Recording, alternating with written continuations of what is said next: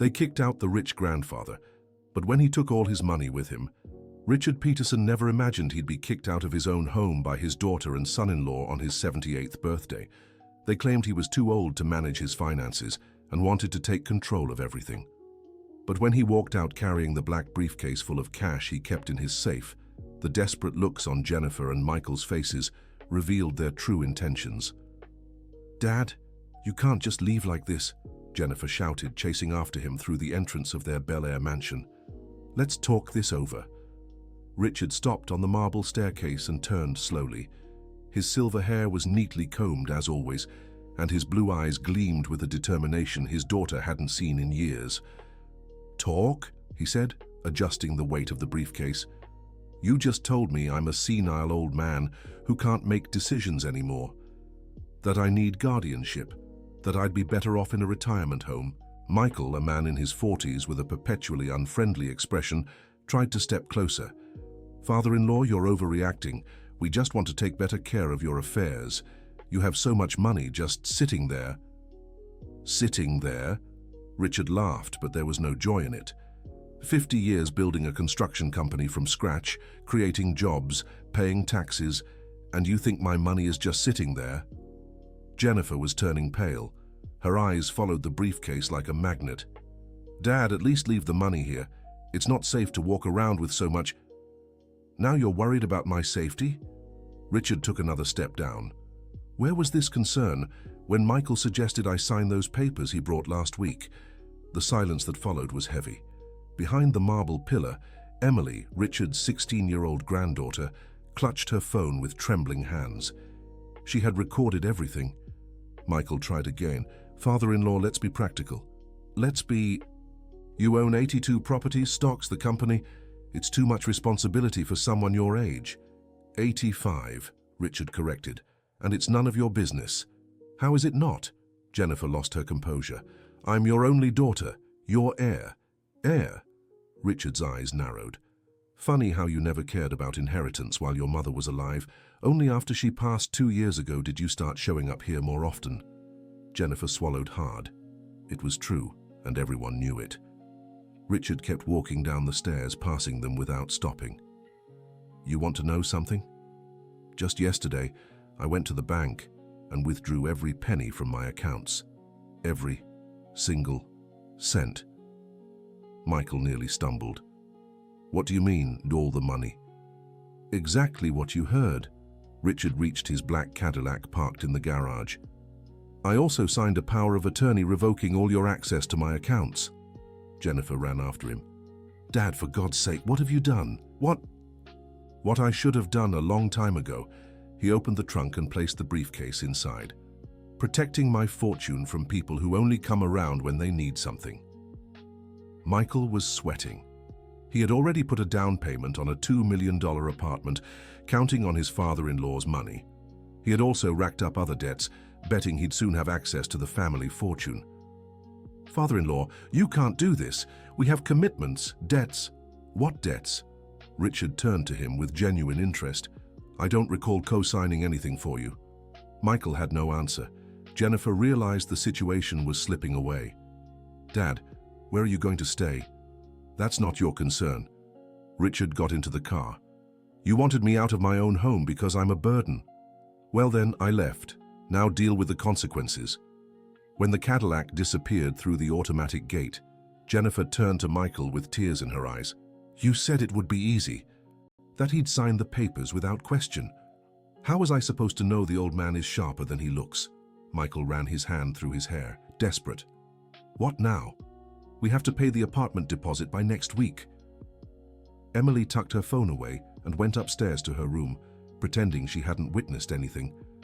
But inside, her heart was broken. She adored her grandfather and couldn't understand how her parents could be so cruel to him. Dear listener, if you're enjoying the story, don't forget to like and especially subscribe to the channel. It helps us a lot as we're just starting out. Now, back to the story. 3 days later, Richard was settled into a rented apartment in downtown Los Angeles. It wasn't as luxurious as the mansion, but it was clean, functional, and most importantly, his. No one could force him out. He had chosen that neighborhood for a special reason. The Golden Years retirement home was nearby, where he'd been volunteering for 5 years, ever since retiring from the company. No one in the family knew about it. The morning after the incident at the mansion, Richard woke up with a strange sense of freedom. It had been years since he'd felt that way. He made a simple coffee and sat at the small kitchen table, thinking about how quickly his life had changed. The phone rang. It was Emily. "Grandpa, are you okay?" Her worried voice warmed his heart. "I'm fine, my dear. How did you get my number?" "I called the company. The secretary said you'd left an emergency contact." Richard smiled. He'd always known he could count on Emily. "Do your parents know you're calling me?" "No. They left early and they've been acting really strange.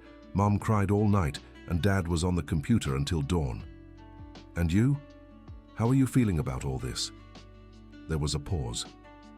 "Grandpa, can I tell you something? I heard the whole conversation. And I recorded it." Richard was stunned. "You recorded it?" "On my phone. I was hiding behind the pillar. Grandpa, they've been plotting against you for a while. Dad brought some papers last week that Mom said were to make things easier. And before that, I heard them talking about selling some of your properties." Richard's heart tightened. He'd suspected as much, but hearing it from his granddaughter confirmed his worst fears. "Sweetheart, you have to be careful. Don't get involved in this mess."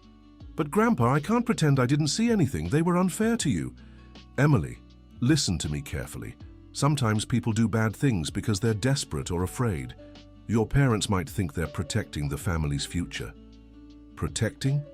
They wanted to put you in a home." Richard took a deep breath. It was time to tell someone the truth. "Emily, can you keep a secret?" "Of course, Grandpa."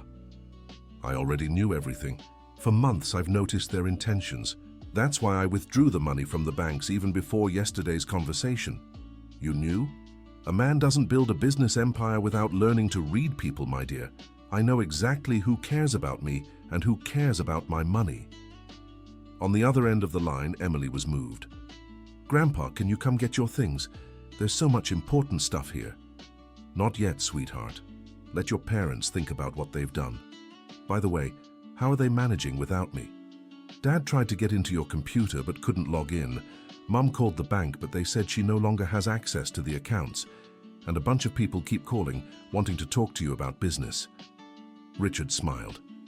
His company, Peterson Construction, had million-dollar contracts in progress.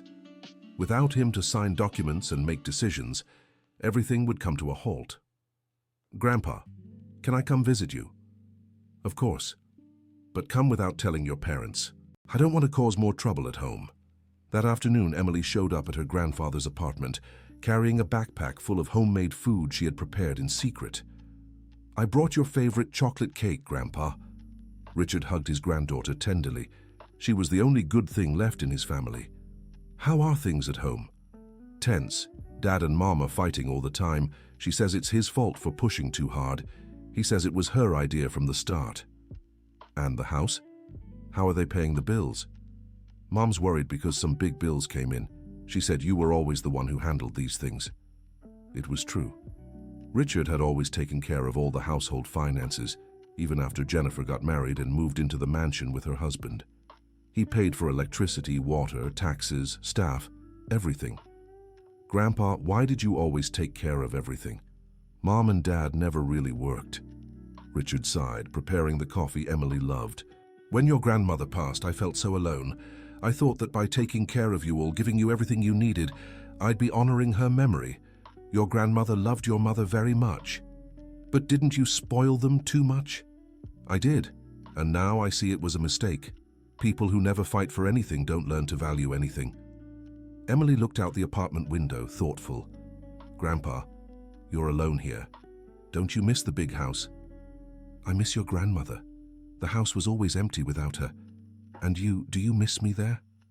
"So much. The house feels strange without you. Too quiet and sad." As they talked, Richard's phone rang again. It was Robert, his lawyer of 30 years. "Richard, where are you? Jennifer came by today asking about your assets. She said you were having mental problems and that she needed to take control of things. And what did you say? I told her I couldn't share information about your assets with third parties, not even family, without your explicit authorization. She was furious. Perfect. Robert, I need you to prepare some documents for me. What kind of documents? I'll explain in person. Can we meet tomorrow? After arranging the meeting with his lawyer, Richard returned to the kitchen, where Emily was washing the cups. Grandpa, can I ask you something? Were you really getting forgetful, or was that all a lie they made up? Richard laughed. My memory's better than most young people's these days. The other day, Michael claimed I'd promised to help him buy a new apartment. When I asked him to show me where I'd written that down, he had no answer. They made that up. They made up a lot of things, my dear, but I let it slide because I wanted to see how far they'd go. You were testing them. In a way, yes, and they failed. Emily hugged her grandfather. I'd never do that to you, Grandpa. Never. I know, sweetheart. You're just like your grandmother. You have a good heart. When Emily returned home, she found her parents in the middle of a heated argument in the living room. Michael, you said it would be easy. Jennifer was furious.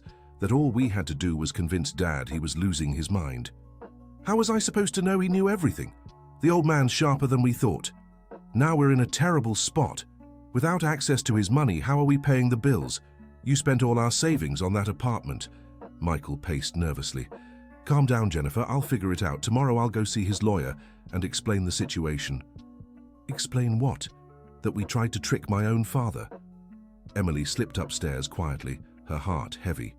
For the first time, she was seeing her parents' true character.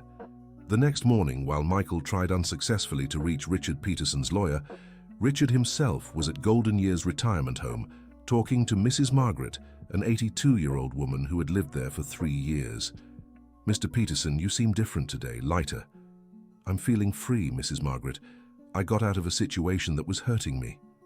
Family? Family. Sometimes the people we love the most are the ones who hurt us the worst. Mrs. Margaret nodded in understanding. I know exactly how that feels. My children brought me here saying it was temporary, just until I recovered from surgery. That was 3 years ago. Do they visit you? At first they did.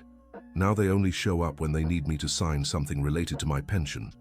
Richard grew thoughtful. Mrs. Margaret's story was similar to his, but in an even crueler version.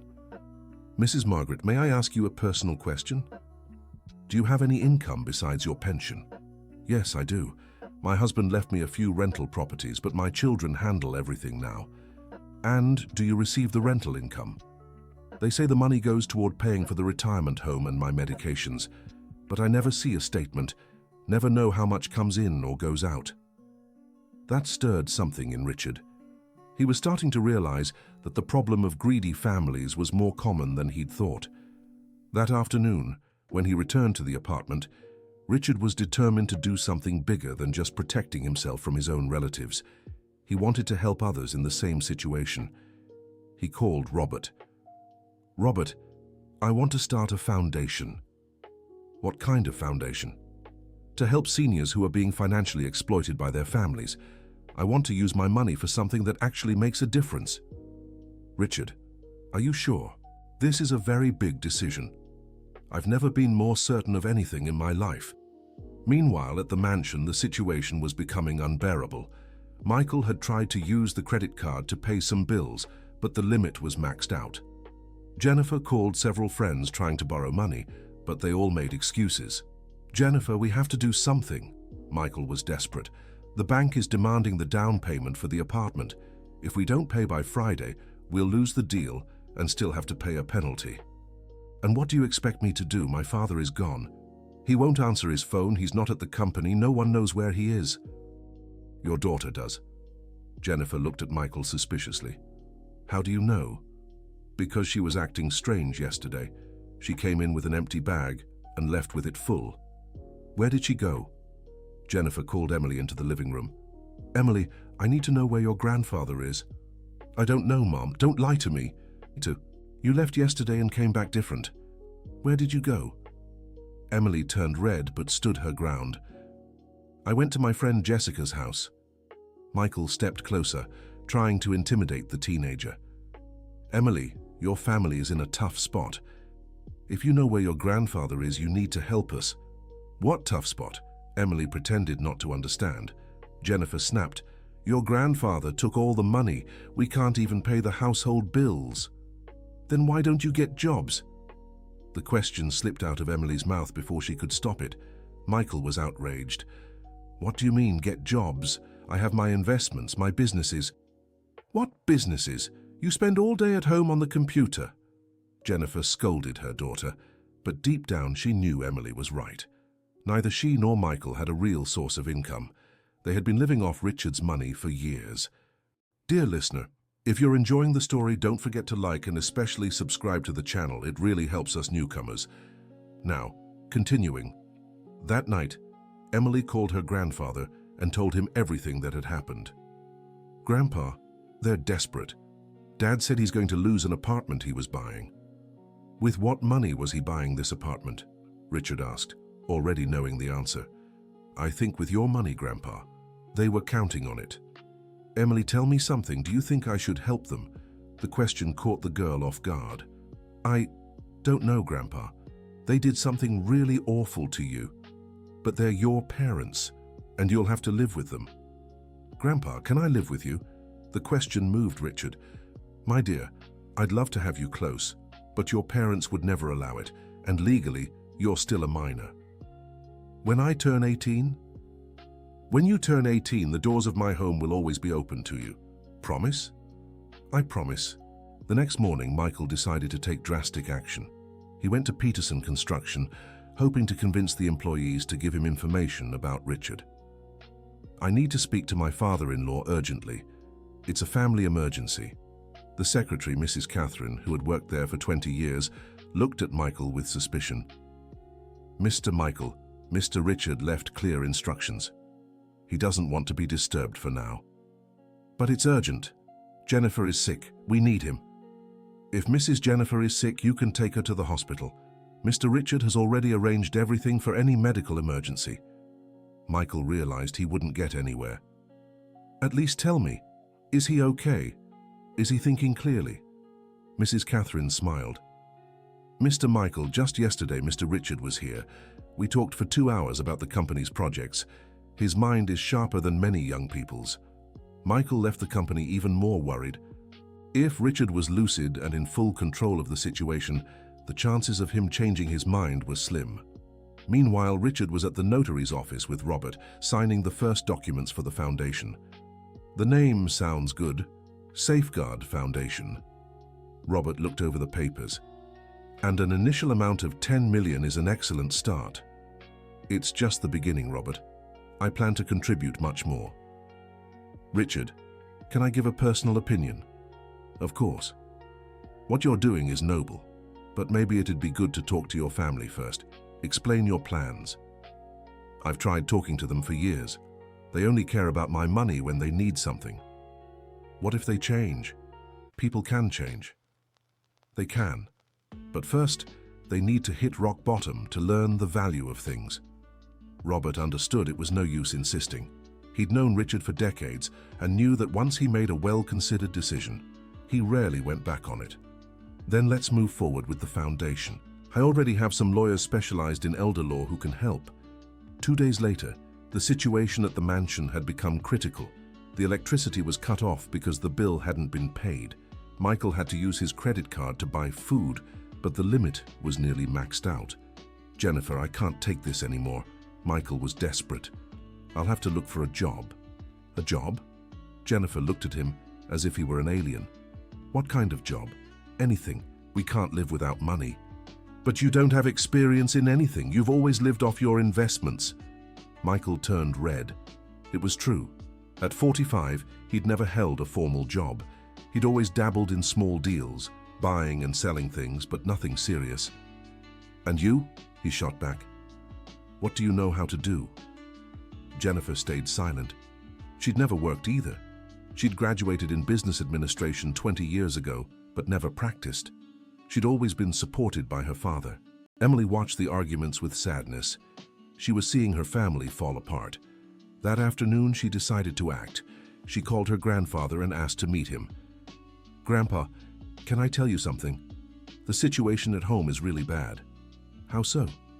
The power got cut off. Dad and Mom are fighting all the time. Mom cried when she thought I wasn't looking. Richard felt a tightness in his chest. No matter how hurt he was, Jennifer was still his daughter. Emily, do you think they've learned anything from all this? I don't know, Grandpa. They just seem desperate, not sorry. What's the difference? Desperation is when you just want to fix a problem to get rid of it. Being sorry is when you understand you did something wrong and truly want to change. Richard was impressed by his granddaughter's maturity. You're very wise for your age, you know. I learned from you, Grandpa. Emily, I'll tell you something. I'm starting a foundation to help seniors who've gone through what I have. What kind of help? Legal guidance, psychological support, financial aid in extreme cases, and also family awareness. Awareness. Showing families that seniors aren't just sources of money. They're people with experience, wisdom, and feelings. Emily was moved. Grandpa, that's beautiful. Can I help somehow? Of course. When you turn 18, you can work at the foundation if you want. I do. But what about my parents? Will they be part of this awareness? Richard thought for a moment. They will. But first, they need to go through some experiences that make them reflect. That night, Emily came home to find her parents eating bread with margarine in the kitchen by candlelight. Why didn't you turn on the generator? She asked. We ran out of diesel, Jennifer replied, her voice weary. And why don't you buy more? Michael and Jennifer exchanged embarrassed glances. Because we don't have the money, sweetheart, Jennifer admitted for the first time. What do you mean you don't have money? You always had money. Because your grandfather always paid for everything, Michael confessed. We never really worked. Emily sat at the table with them. And now, what are you going to do? We'll have to find jobs, Jennifer said, as if announcing a tragedy. Work is a good thing, Mom. People feel useful when they work. Useful? Michael laughed bitterly. I'm 45, Emily. Who's going to hire me? Someone who values experience and maturity. What experience? I've never really worked. Then maybe it's time to start. Their teenage daughter's bluntness hit Michael like a slap. Jennifer started crying. Emily, your mother is hurting, Michael said. I know, both of you are hurting, but you made Grandpa suffer too. How so? You tried to put him in a home, said he was losing it. You wanted to take his money. Michael turned red. We wanted to help. Liar! Emily stood up. I heard everything. You wanted the money for yourselves. Jennifer stopped crying and stared at her daughter. You heard what? Everything, and I recorded it. The silence that followed was deafening. Emily, Jennifer said slowly, you recorded our conversation with your grandfather. I did, and I'll show everyone if you try to hurt him again. Michael went pale. Emily, you don't understand the family's financial situation. I understand perfectly. You've lived your whole lives being supported by Grandpa and were never grateful, never cared about his feelings. Jennifer started crying again, but this time it was different. For the first time, she realized the gravity of what they'd done.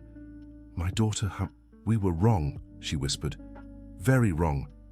Emily was visibly upset. Grandpa is the kindest person in the world. He always took care of you, always gave you everything you needed, and you repaid him by trying to steal from him. Stealing is a strong word, Michael tried to defend. It is stealing. You wanted to take his money by pretending he was sick. Michael couldn't argue back because that was exactly what they had tried to do. Jennifer stood up and hugged her daughter. I'm sorry, Emily, truly sorry. It's Grandpa who should apologize, not me. Do you know where he is? Emily hesitated. I do. But I won't say anything until you both really change. Change how? Get jobs, start supporting yourselves. Show you can be responsible without depending on his money. And then? Then maybe he'll agree to talk to you. Michael was in disbelief. Emily, we don't know how to do anything. How are we supposed to get jobs? Learn. Anyone can learn. Jennifer looked at her daughter with both admiration and shame. When did you become so mature? When I realized the adults in my family were acting like selfish children. That night, Michael and Jennifer talked until dawn. For the first time in years, they honestly looked at their lives and didn't like what they saw. "Jennifer, your daughter is right," Michael admitted. "We're both parasites." "I don't like that word, but it's true. 45 years old and I've never really worked. What kind of man am I? And me? 42 with a degree in business, and I've never used it for anything but wall decoration. What are we going to do?" "We're going to work. For real." "But where? Who's going to hire us?" "I don't know. But we'll try." The next morning, Michael left early to look for a job. Jennifer stayed home putting together a resume that looked more like fiction than reality. Michael went to over 15 companies. At every one, the answer was the same. With no proven experience, hiring would be nearly impossible. By the end of the day, he was discouraged and humiliated. He'd never been in a situation like this. When he got home, he found Jennifer crying in the kitchen. "What happened?" "I tried to buy groceries with the card, but it was declined. The limit's maxed out." "Now what?" "I don't know. We have nothing left." Emily came home from school and found her parents in that pitiful state. "Did you get jobs?" "No," Michael answered. "No one wants to hire someone with no experience." "Now what?" "Now we'll starve," Jennifer said dramatically. Emily opened her backpack and took out some sandwiches. "I brought these from school for you." Michael and Jennifer looked at the sandwiches with a mix of gratitude and shame. They were reaching the point of depending on their teenage daughter for food. "Emily," Jennifer said, "can you call your grandfather and ask for help? Just this once?" "No." "Why not?" "Because you still don't get it." "We do. We understand we messed up." "No, you understand you're in need. That's different." Michael grew irritated. "What's the difference, Emily? We're here apologizing." "The difference is you're apologizing because you need help, not because you're truly sorry." Jennifer stayed quiet because she knew her daughter was right. "What do you want us to do?" "I want you to find a way to survive without Grandpa's money, to learn the value of work and effort." "But how?" "I don't know. But I know until you can support yourselves, you won't understand what you did wrong." Michael stormed out of the house. Jennifer stayed in the kitchen, thinking about her daughter's words. For the first time in many years, she began reflecting on her life. What kind of person had she become? What kind of example was she setting for Emily? That night, she made a decision. The next day, she'd look for any job, even if it was cleaning. Dear listener, if you're enjoying the story, take a moment to like and especially subscribe to the channel. It helps us a lot as we're just starting out. Now back to the story. Meanwhile, Richard was in a meeting with the team from the foundation being set up. They had already secured 2 specialized lawyers, a psychologist and a social worker. "Dr. Richard," said the social worker, Mary, "we have many cases similar to yours. Families taking financial advantage of the elderly. How many cases have you identified?" "Just here in Los Angeles, over 50 documented cases, and there are likely hundreds that go unreported." "Why aren't they reported?" "Shame, fear, emotional dependence on family. Many seniors prefer being exploited to being alone." Richard thought about his own situation. "And how can we help these people?" "First, by offering legal support to protect their assets. Second, psychological support to deal with family betrayal. Third, creating a social support network so they don't feel abandoned." "Excellent, let's implement all of that." Dr. Harrison, the expert lawyer, made an observation. "Dr. Richard, have you thought about how you'll handle your own family? This work at the foundation could bring you closer again. For now, they need to learn some lessons on their own. And if they don't learn, then that'll be their choice." That afternoon, Richard went to visit Mrs. Margaret at the Golden Years retirement home. "Mrs. Margaret, I have a proposal for you." "What kind of proposal?" "Would you like to work with me on a social project?" "Work, Mr. Richard? I'm 82 years old." "So what? You have life experience, wisdom, and understand senior struggles better than any young person." "But I've never worked in this field." "Neither have I. We'll learn together." Mrs. Margaret grew emotional. "No one's ever offered me a job before. Not even when I was younger." "Then it's time to start." "But my children won't like it." "Mrs. Margaret, do you need their permission to work?" "No." "But they control my money." What if I ensure you have financial independence? How? Work with me at the foundation, help other seniors, and receive a fair salary for it. Mrs. Margaret began to cry. Mr. Richard, you don't know what this means to me. I felt useless for 3 years. You're not useless, Mrs. Margaret. You're a survivor, and survivors have a lot to teach others. The next day, Jennifer got a job as a receptionist at a veterinary clinic. The pay was low, but it was a start. Michael also found work as a salesperson at a building supply store. The store owner was intrigued when he learned Michael had been around the construction business, even if just as an observer. When they got home, they were exhausted, but with a strange feeling. They had worked. How was it? Emily asked. Tiring? Jennifer replied. But I don't know, weird. Weird how? When I helped my first client at the clinic, I felt useful. Michael agreed. At the store, an older man was unsure which material to use for a renovation. I helped him because I remembered things I'd heard your grandfather talk about. It felt good to help. You're discovering the joy of work, Emily smiled. Joy? Michael laughed. My feet are killing me. Joy isn't just physical comfort, Dad. It's feeling useful, productive. Jennifer looked at her daughter with admiration. Since when do you understand so much about work? Since I've watched Grandpa work for years, even after retiring. What do you mean? Grandpa volunteers at a retirement home. Every week he goes there to talk with the seniors, play dominoes, help with problems. Michael was surprised. He never told us that. Because you never took interest in his life, only in his money. The truth stung, but it was necessary. A week later, Michael and Jennifer had adjusted better to their jobs.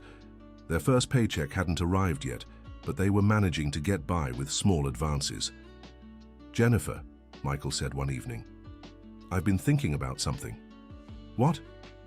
Maybe we should reach out to your father, not to ask for money, to genuinely apologize. Do you think he'll even see us? I don't know, but we have to try. Emily could help us find him. Maybe. But first we have to prove we've changed. How?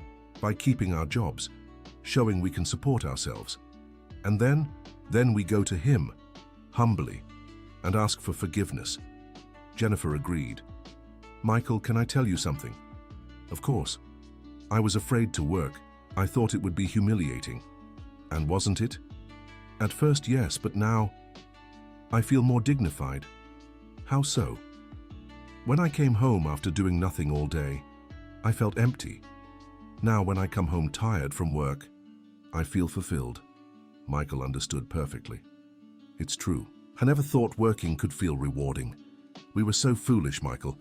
We were, but it's not too late to change. Meanwhile, Richard Peterson was putting the finishing touches on the foundation. They already had an office set up, a team in place, and their first cases underway. Mrs. Margaret was loving the work. She welcomed the seniors seeking help and advised them based on her own experience. Mr. Peterson, she said, I've never felt so useful in my life. And how are your children reacting? At first they were angry, said I was making a fool of myself. But when they saw I was earning my own money, they changed their tune. How so? Now they respect me more, and they don't try to control me like before. See how work gives people dignity?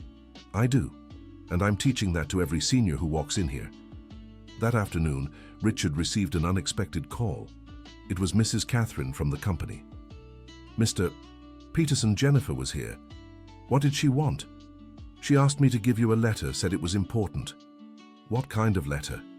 She said it was an apology and that she didn't want money, just a conversation. Richard was surprised. Did she say anything else? She mentioned she's been working for 2 weeks and wants to show you she's changed. Working?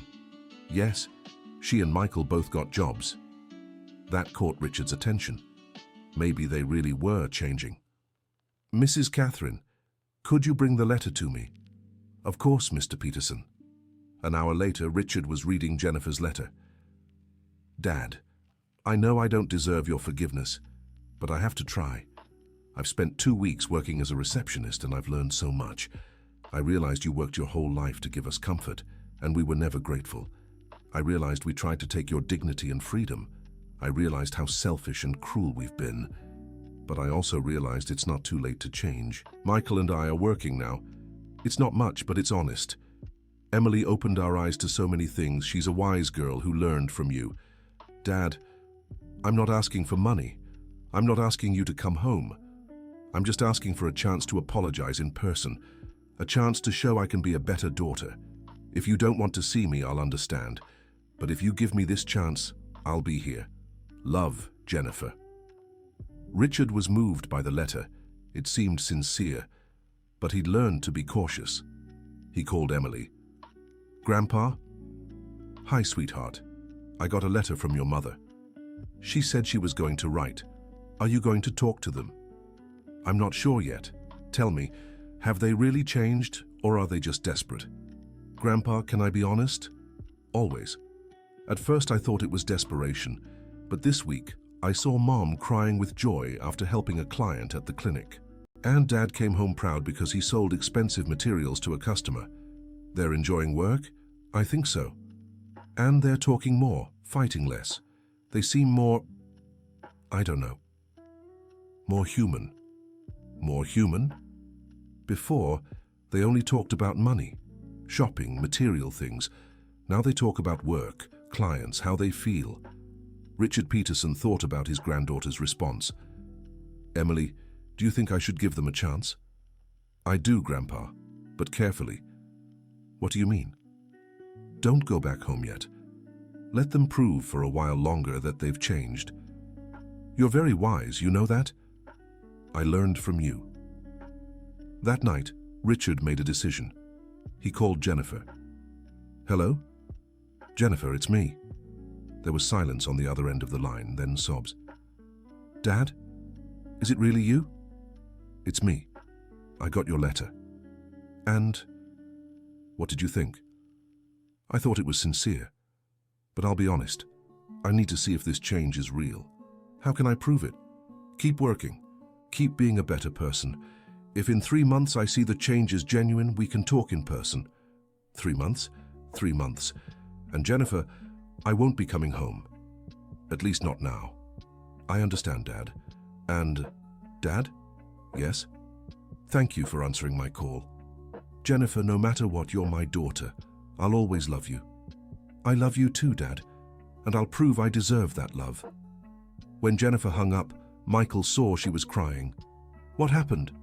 I talked to Dad. And? He said if we keep working and changing for 3 months, he'll talk to us in person. Do you think we can do it? We have to, Michael. It's our only chance. That night, they talked about their plans for the next few months. For the first time in years, they were making plans based on their own effort, not Richard's money. 2 weeks later, Jennifer was promoted to administrative assistant at the clinic. Her salary increased, and she felt proud to have earned the promotion. Michael was also excelling at the store. His experience observing construction sites with Richard helped him guide customers. Jennifer, he said one night, I've been thinking about taking a course. What kind? On construction materials, to understand better what I'm selling. That's a good idea. And you, are you enjoying the clinic? I am. I never thought I'd like working with animals, but it's rewarding to help owners when they're worried about their pets. Do you think your dad would be proud to hear that?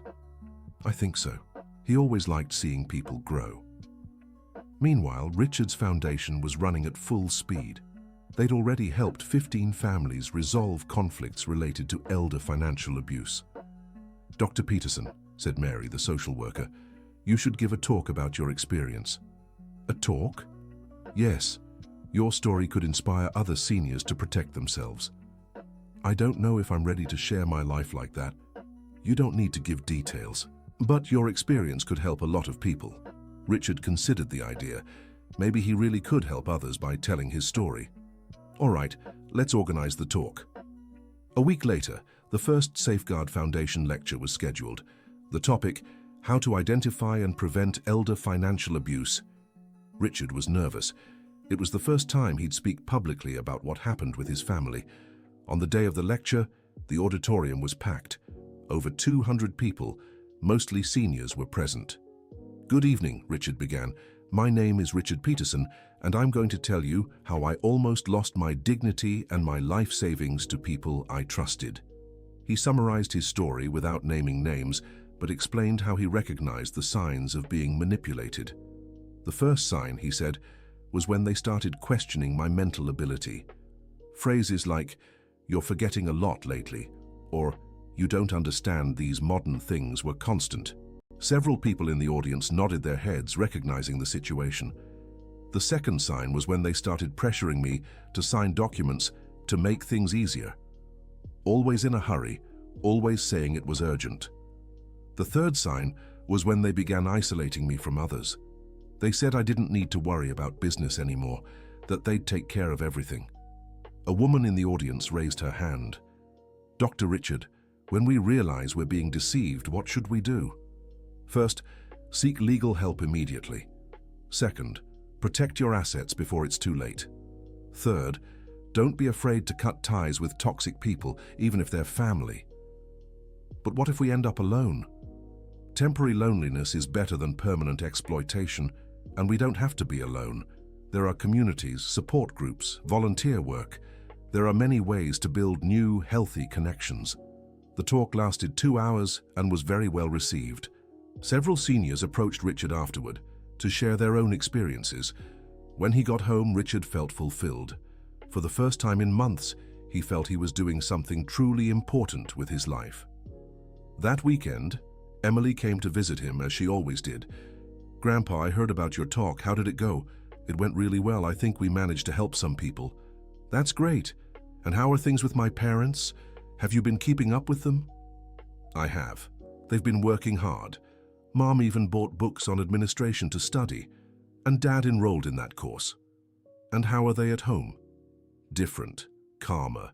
They talk to me more about things other than money." "What kind of things?" "About their work, my studies, plans for the future.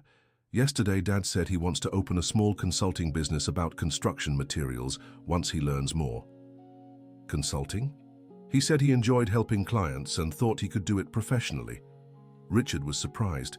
Michael was really changing if he was thinking about building his own career. "And your mom?" "Mom mentioned going to veterinary school, said she discovered she loves animals." "Veterinary school at 42? She said age doesn't matter when you find something you love doing." Richard smiled. That sounded like a real shift in mindset. "Grandpa, can I ask you something?" "Of course." "Do you miss them?" Richard thought for a moment. "I miss the family I wish we'd had. I miss honest conversations, good times together, being able to trust them. What if they've really changed? Would you give them a chance?" "I would, but carefully. Lost trust is hard to rebuild." "How long do you think you'd need to be sure?" "I don't know, Emily. Maybe I'll never be completely sure. But if they keep showing changes for a few months, I can give us a chance to talk." "They really want that, Grandpa." "And so do I, my dear." "So do I."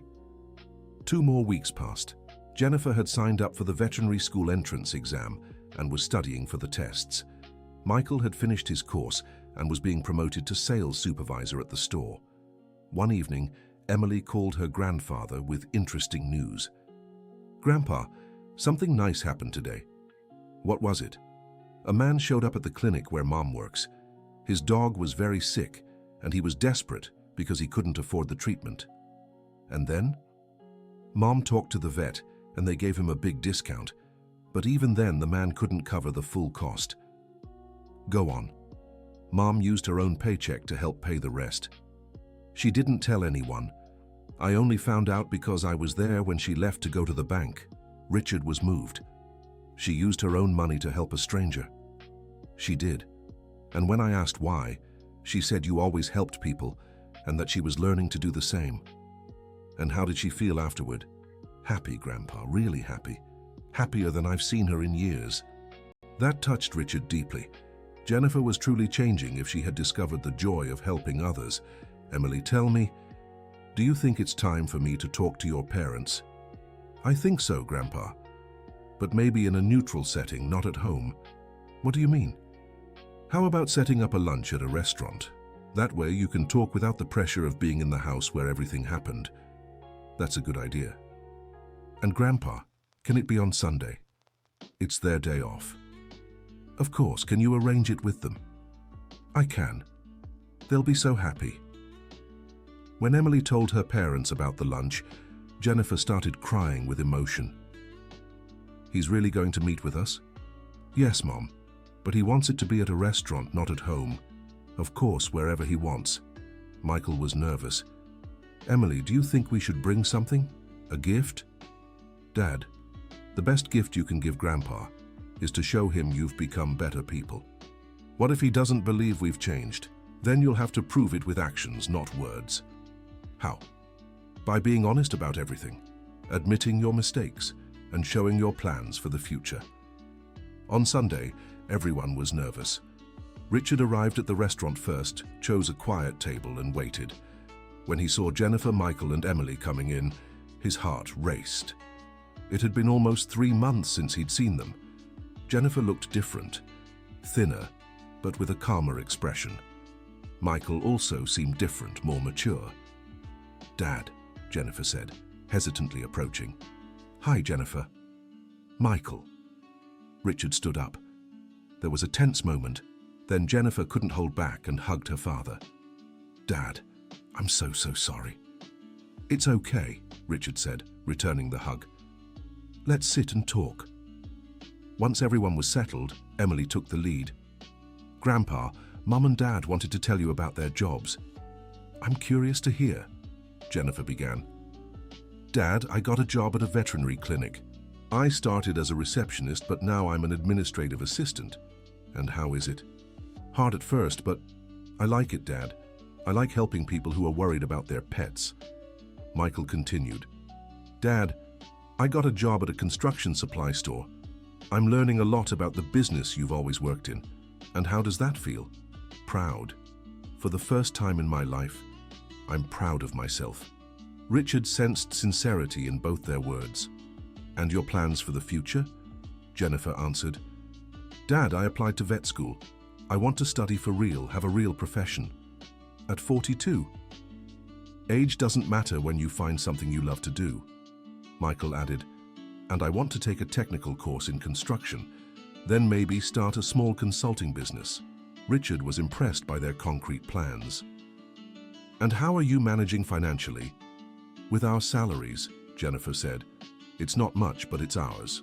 We had to sell some things from the house to cover basic expenses, Michael admitted, but we didn't touch anything that was yours.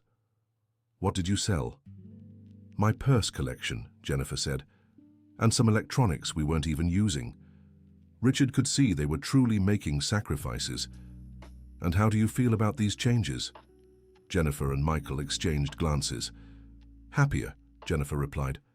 I never thought work could bring joy. And closer, Michael added. When we had everything easy, we fought over silly things. Now that we have to struggle together, we understand each other better. Emily smiled as she watched the conversation flow. Richard asked the most important question, and why do you think I should forgive you? A heavy silence followed. Jennifer was the first to answer. Dad, I don't think you should forgive me. I think I need to earn that forgiveness every day by being a better person. Michael agreed. Father-in-law, we don't deserve forgiveness. We deserve a chance to prove we can change. And if I give you that chance and you disappoint me again, then you'd be right to walk away for good, Jennifer said. But Dad, I promise I won't let you down. Promises are easy to make, Jennifer. That's true. That's why I don't just want to promise, I want to prove it. How?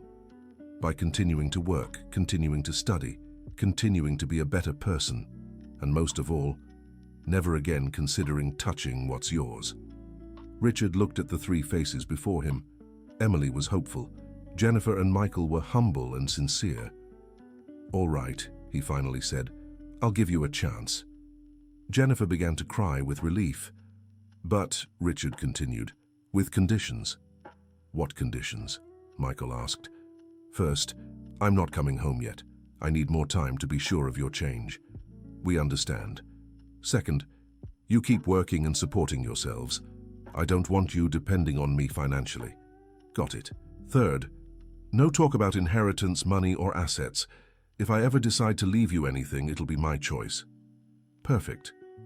And fourth, Emily can visit me whenever she wants, without your interference. Of course. Then we can try to rebuild our relationship. Slowly, carefully, but we can try. The lunch ended on an emotional note. For the first time in years, they talked about things other than money. Work, studies, dreams, plans. When they said goodbye, Richard hugged Jennifer and Michael warmly. "Dad," Jennifer said, "can I call you during the week?" "You can, but not every day. Let's take it slow." "And can I tell you how things are going at work?" "Of course.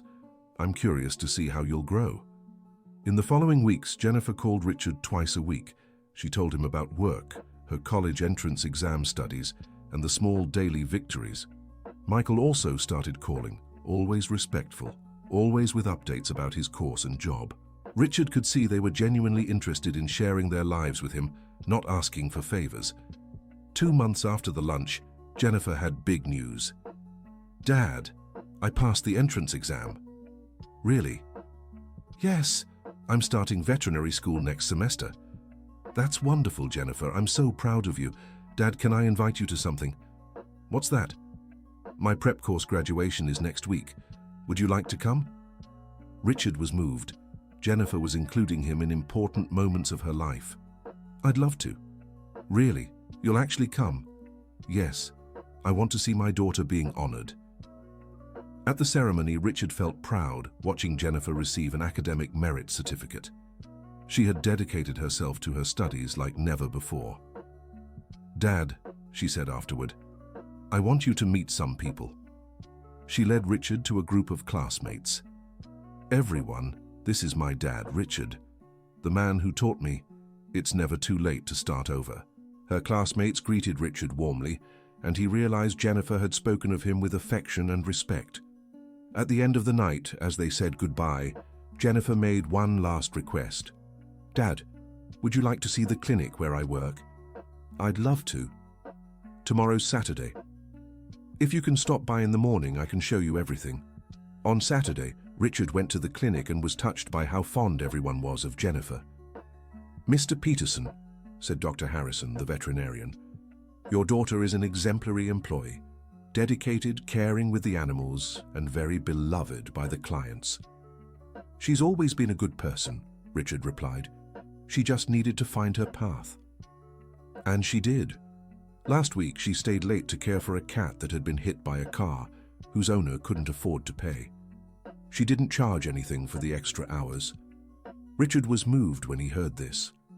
When they were alone, he said to Jennifer, "Sweetheart, I'm so proud of who you've become. Dad, I learned this from you. You've always helped people. But now you're doing it on your own through your own effort. And you know what's best? It makes me feel good. I feel useful. That's how it should be." That afternoon, they went to visit Michael at the store. Richard was surprised to see how comfortable Michael was guiding customers. "Look, Mrs. Maria," Michael was explaining to a customer, "for your laundry area, I recommend this flooring. It's durable and easy to clean." "But isn't it too expensive?" "It's a bit pricier than the other options, but it'll last much longer. In the end, it's cheaper." Richard noticed Michael was being honest with the customer, not just trying to sell the most expensive product. After the satisfied customer left, the store manager approached. "Mr. Michael, are these your parents visiting? This is my father-in-law, Richard. Pleasure to meet you. Your son-in-law is our best salesman. Honest, dedicated, and very loved by the customers. I'm so happy to hear that. By the way, Michael, have you talked to your family about the promotion?" "What promotion?" Richard asked. Michael turned red. "The manager wants to promote me to sales coordinator, but I'm not sure if I should accept." "Why not?" "Because it's a lot of responsibility, and I want to make sure I'm ready." Richard smiled. The old Michael would have taken the promotion immediately, thinking only about the higher salary. The new Michael was considering responsibility and competence. "Michael, you can accept the promotion. I'm sure you'll do great." "Really? Really? You've changed so much. You're more mature, more responsible." "Thank you, Dad. That means a lot to me." That evening, Richard had dinner at Jennifer and Michael's house for the first time in nearly 6 months. The house felt different, simpler but more welcoming. There was no more extravagance, but there was warmth. "Dad," Jennifer said, "I made your favorite dish." "Beef stroganoff?" "Beef stroganoff." And Emily helped me. During dinner, they talked about their plans. Jennifer was excited about her veterinary studies. Michael was looking forward to his new position at the store. Emily shared stories about school and friends. "Grandpa," Emily said, "are you going to tell them about the foundation?" "What foundation?" Jennifer asked. Richard told them about the Safeguard Foundation and the work he was doing. "Dad, that's wonderful." Jennifer was emotional. "You're helping other seniors who went through what you did." "I am. And it's very rewarding." "Can we visit the foundation?" Michael asked. "Of course. It would be good for you to understand the problem of families exploiting the elderly. We were part of that problem," Jennifer said, ashamed. "You were, but now you can be part of the solution." "How?" "By sharing your experience, showing that change is possible." Michael grew interested. "Do you think our story could help other families?" "I do. You could speak at events, share how you realized you were wrong and how you changed. But wouldn't it be embarrassing to admit we were so cruel?" "It would be embarrassing if you hadn't changed. But since you have, it could be inspiring." Jennifer and Michael exchanged glances. "Dad, if you think we can help, we're in," Michael said. "Let's think about it. First, I want you to see the foundation." The following week, Richard took the whole family to visit the Safeguard Foundation. Jennifer and Michael were impressed by the facilities and the work being done. "Mr. Peterson," said Mrs. Margaret, who was assisting an elderly couple, "are these your family members?" "Yes. My daughter Jennifer, my son-in-law Michael, and my granddaughter Emily." "Nice to meet you. Mr. Peterson talks about you all the time." "He does." Jennifer was surprised. "Oh, yes. He said you're going through a reconciliation process and that he's very proud of the changes you've made." Jennifer and Michael were moved to hear that Richard spoke well of them to others. During the visit, they observed a counseling session Richard was leading with an older man whose children wanted to sell his house. "Mr. Anthony," Richard said, "what's important is that you understand your home is your security. If you sell now, you'll be dependent on your children for housing. But they say the money from the sale could grow and give me a better income. And it might. But what if the investments go wrong? What if your children change their minds about taking you in? I never thought of that. Think about it now. Talk to an independent lawyer. Don't sign anything in a hurry." Jennifer whispered to Michael, "We did exactly that to Dad. We rushed him to sign papers." "It's true. How shameful." When the session ended, Mr. Anthony approached Richard. "Dr. Harrison, thank you so much. You've opened my eyes." "You're welcome, Mr. Anthony. If you have any doubts, you can always come back." "Doctor, can I ask you something personal?" "Of course. You went through this too, didn't you?" "I did, and that's why I started this foundation." "And your family? Did they realize their mistake?" Richard looked at Jennifer and Michael, who were listening to the conversation. "They did, and they changed. Today I can say I have a real family, not just people interested in my money."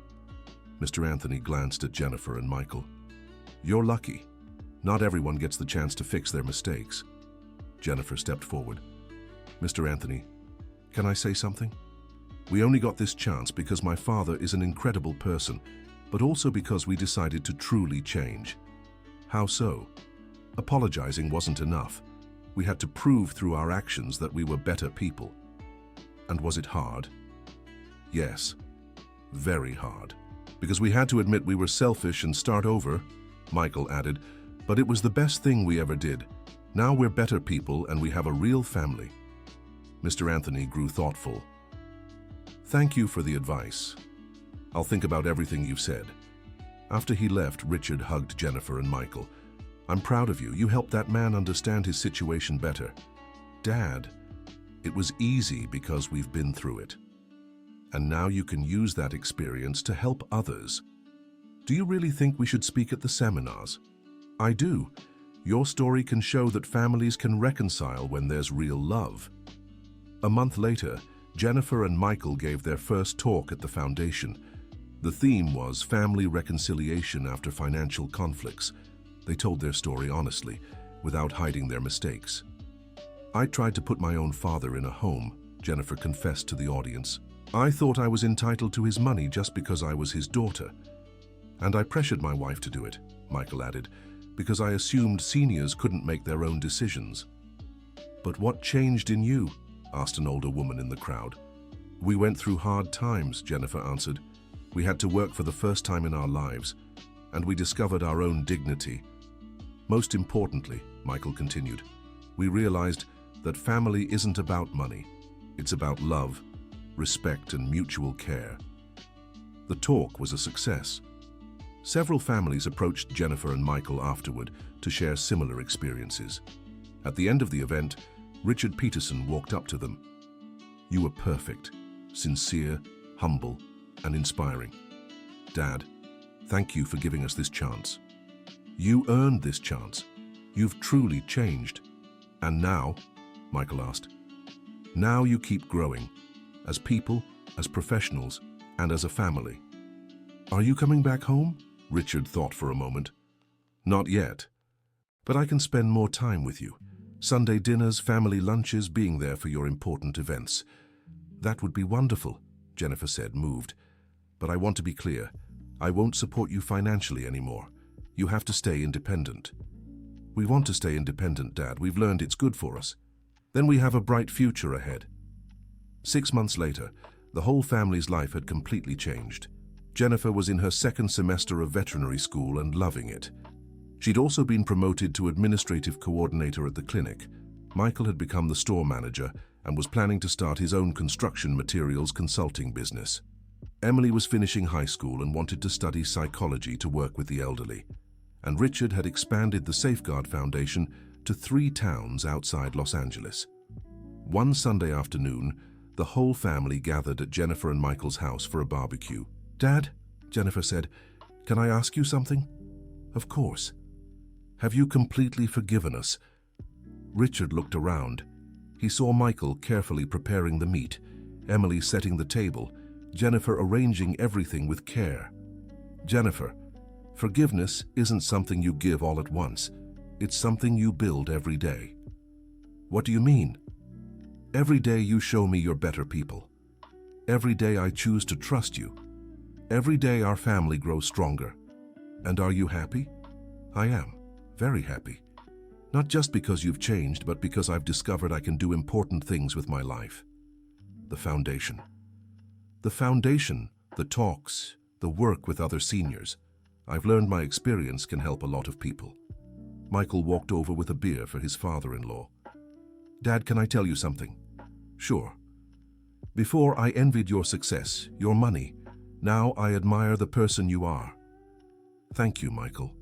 And I'm proud of the man you've become." "Really? Really? You work hard, you're honest, you take care of your family. That's everything a man should be." Emily joined them. "Grandpa, can I make a suggestion?" "What suggestion?" "Don't you think it's time you came home?" "Home?" "Here, with us. Your real family." Richard looked around again. The house wasn't as luxurious as before, but it was full of love. "You really want me back?" "We do," they all answered at once. "But on one condition," Jennifer said. "What condition?" "You keep your independence, your own account, your own decisions. We just want you close." "And we all contribute to the household expenses," Michael added. "No more you paying for everything alone." "Are you sure?"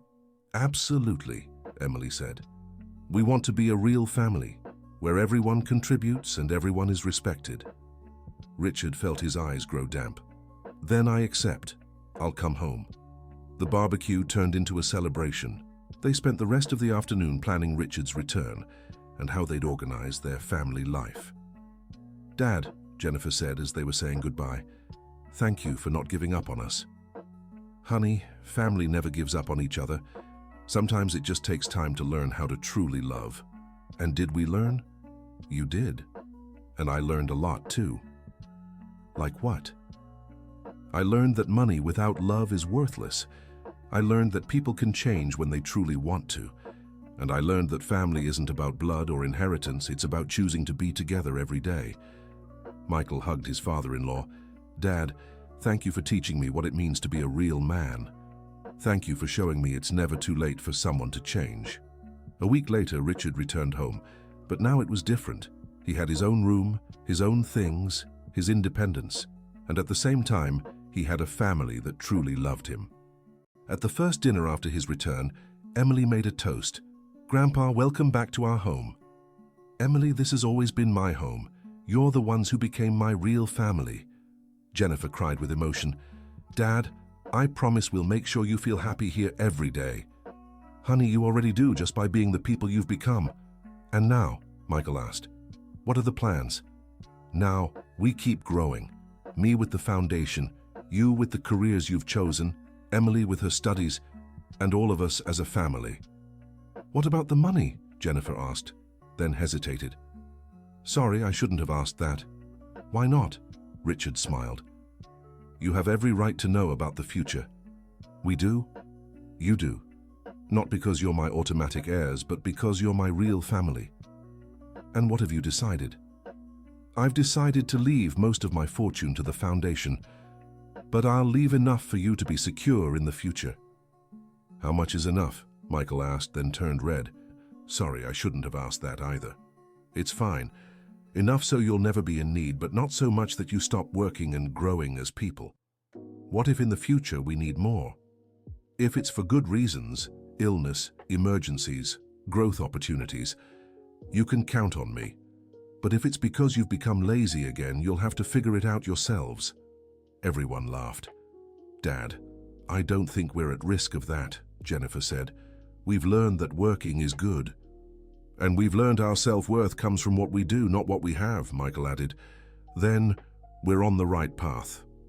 2 years later, much had changed in the Peterson family's life. Jennifer had graduated as a veterinarian and opened her own clinic. Michael's consulting business was thriving.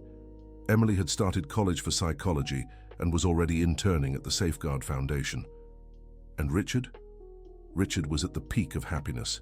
His foundation had helped over 500 families in conflicts similar to what he'd experienced. He gave speeches across the country and had written a book about his journey. But most importantly, he had a family that truly loved him. On a special night, gathered to celebrate Richard's 80th birthday, Emily gave an emotional speech. Grandpa, when I was little, I thought family was about living in the same house and sharing the same last name. Now I know family is about choosing to love each other every day, even when it's hard. Go on, my dear. You taught us that real love isn't giving someone everything they want. It's giving them what they need to grow. You were tough on us when we needed to learn, and you were loving when we were ready to receive love. Jennifer was crying. Dad, thank you for not giving up on us. Honey, thank you for becoming people worth not giving up on. Michael raised his glass. Dad, a toast to the man who taught us it's never too late to start over. Richard also raised his glass, and a toast to the family that taught me true love is worth more than all the money in the world. As they were saying goodbye that night, Emily asked one last question. Grandpa, if you could go back in time, would you do everything differently? Richard thought for a long moment. No, my dear, because if I had done things differently, maybe you wouldn't have learned what you did, and maybe I wouldn't have discovered the Safeguard Foundation and all the people I was able to help. So you think going through all that was worth it? It was. Because sometimes we need to lose things to discover what truly matters. And what truly matters? Real family, work that fulfills us, and the chance to help others. Are you happy, Grandpa? I'm the happiest person in the world, Emily.